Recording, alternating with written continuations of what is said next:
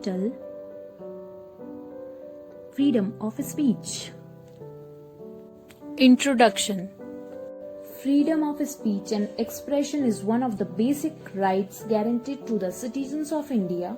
It comes under the right to freedom, which is among the 7 fundamental rights included in the Indian Constitution. The other rights include right to equality, right to freedom of religion, cultural and educational rights, right to privacy, right against exploitation, and right to constitutional remedies.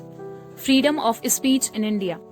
The Constitution of India provides freedom of speech to every citizen. However, with some restrictions, this means that the people can freely express their views about others as well as the government, political system, policies and bureaucracy. However, speech can be restricted on moral grounds, security and provocation. Under the right to freedom in the Indian Constitution, the citizens of the country have the following rights. First is freedom to speak and express ideas and opinions freely. Second, freedom assembles peacefully without any arms and ammunitions. 3. Freedom to form groups, unions and associations. 4th, freedom to move freely in any part of the country.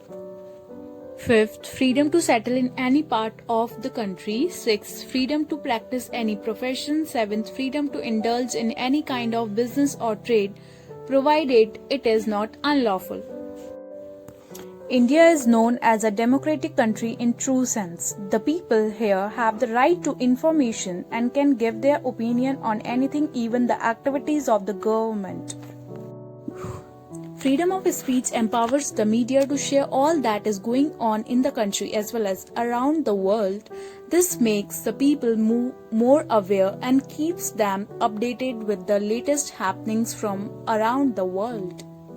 Downside of freedom of speech. While the freedom of speech allows an individual to share his thoughts and ideas and contribute towards the betterment of his society and fellow citizens, there are many disadvantages attached to it too. Many people misuse this freedom. They do not just express their views but also impose them on others. They instigate people and form groups to conduct unlawful activities. Media is also free to express its ideas and opinions. At times, the information shared by them creates panic amongst the general public. Certain news such as that related to the activities of different communal groups has even given rise to communal riots in the past. This disrupts the peace and harmony of the society. Internet has augmented the freedom of speech and expression. The advent of social media platforms has furthered it all the more. People these days are eager to give their views on anything and everything, whether they have knowledge about the same or not. They write hateful comments without caring if they are hurting someone's feelings or intruding in someone's personal space. This can certainly be termed as the misuse of this freedom and must be stopped.